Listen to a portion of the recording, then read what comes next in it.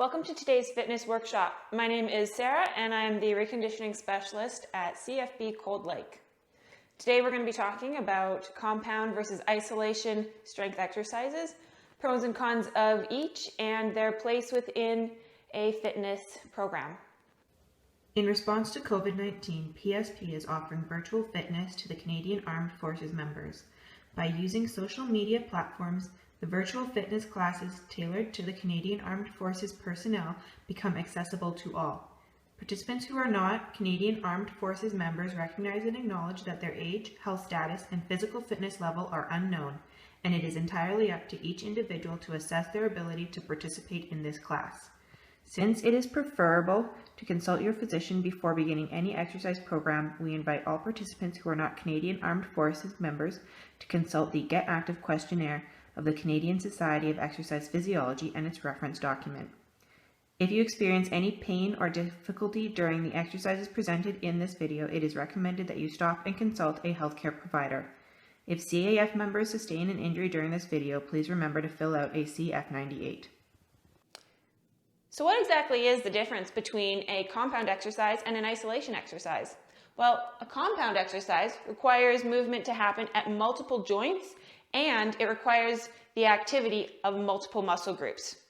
A squat is a great example of this. In a squat, you need to be able to move from your hip, your knee, and your ankle. Multiple muscle groups are also active, mainly being quadriceps, hamstrings, and glutes. In an isolation exercise, however, only one joint has to move, and typically there's only one muscle group active. A knee extension is a great example of this. When you do a knee extension, movement only occurs at your knee joint, and the main muscle that is active is your quadriceps. Each of these exercises has their place in a fitness program. But what are the pros and cons of each? Well, a compound exercise tends to be a little bit more functional. In day-to-day life, you'll rarely find yourself in a situation where you need to do a knee extension. But you'll regularly find yourself having to do a squat to, say, pick something up off the floor. Functional can also mean that it teaches your muscles to work together. So when we have a squat or another compound exercise where multiple muscle groups have to work together, it helps them create that coordination that you'll need in your day-to-day life. Compound exercises are also a little bit more time efficient because there are fewer exercises that you would need to do to get full body benefit.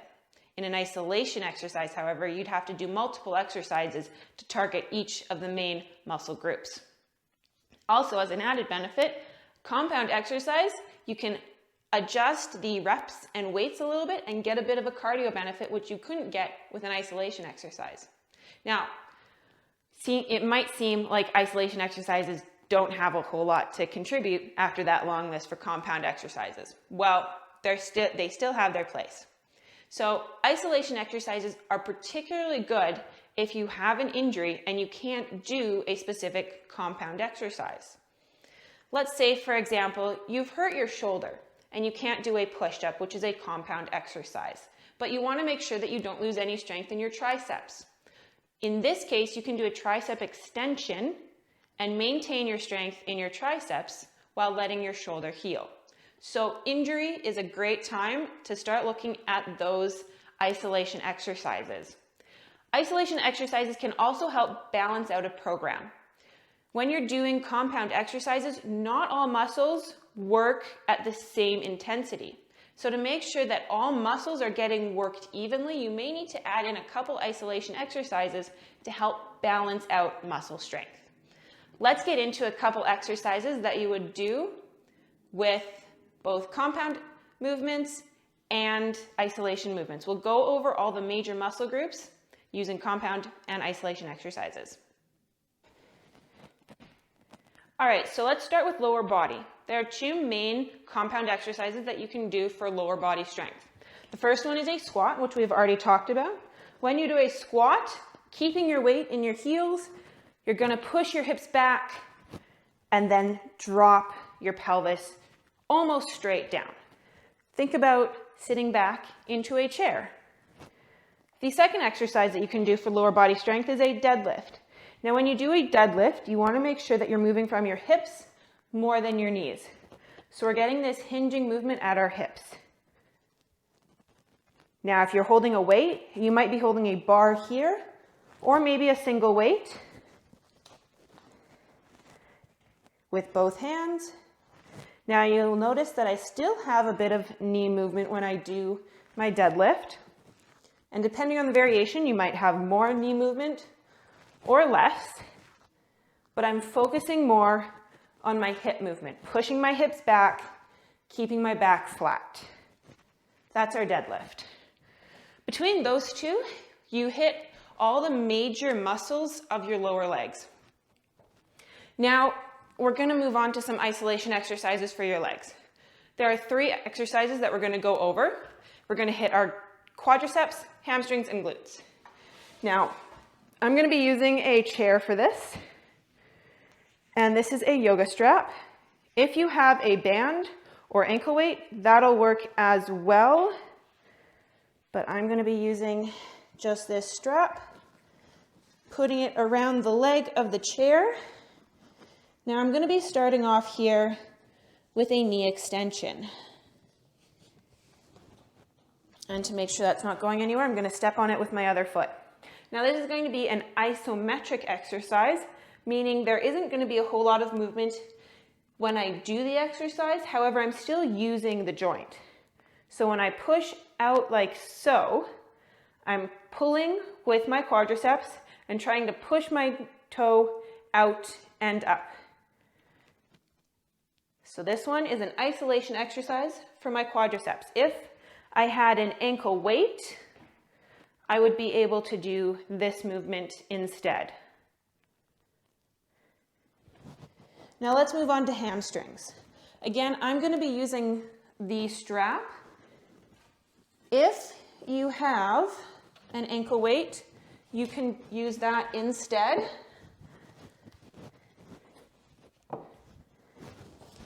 So when I do my hamstring curl, I'm going to be setting up here, and I'm pulling my heel in towards my bum. If I was doing this with an ankle weight, I could go through the entire movement and it would look like this. However, if you're doing an isolation exercise, as I am here, let's get that around my ankle. I'm going to want to pull and hold for 3 to 5 seconds. The last exercise we will do for our lower body is a glute bridge. So when I do a glute bridge, I'm gonna want to have my heels pretty close to my bum. Now, because we're doing an isolation exercise, I only want to be moving from my hip joint. I don't want any rounding or arching in my lower back or my upper back. So I'm going to come up and down. When you're doing this, you're going to be squeezing your glute muscles, your butt muscles, to push yourself up and then lower slowly. No movement should be happening in your spine or your core.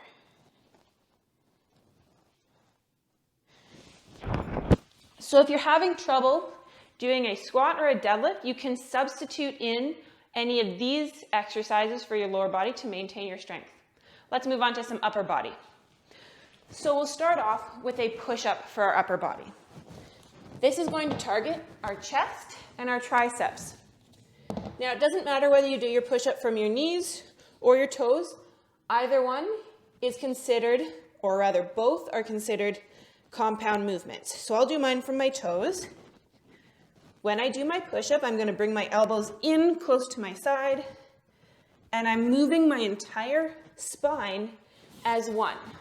So my core is going to be quite active when I do my push-up, but the main movers are chest and triceps. Now, if we're going to be doing some isolation exercises for those, we're going to want to target chest and triceps. So we will start off with a chest fly. When I do a chest fly, starting with hands directly over shoulders, coming out to the side until my arms are just above the floor, and then back up. If you have any shoulder issues, you might not come all the way down to the floor. Just go as low as you are comfortable going, and then back together. Now to get triceps, I'm going to start here and bend my elbows. Dropping the weights. Now I'm coming pretty close to my head. You don't have to come that low. Always keeping elbows pointing up towards the ceiling. So that is our chest exercise. If you can't do push-ups, try doing chest fly and some tricep extension. We'll move on to our back exercises. So for a compound movement often used for back is a row.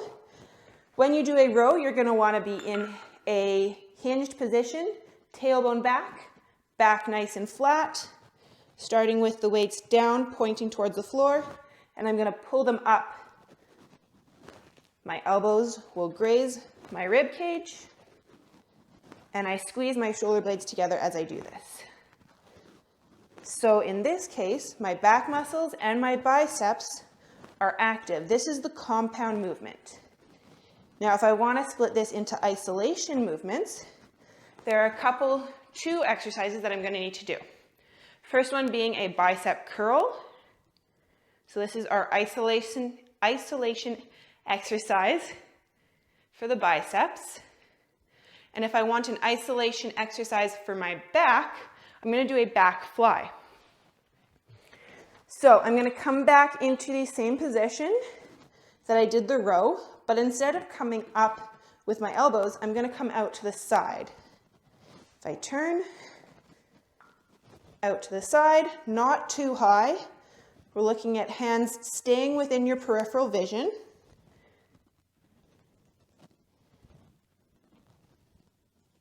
And that is our back fly.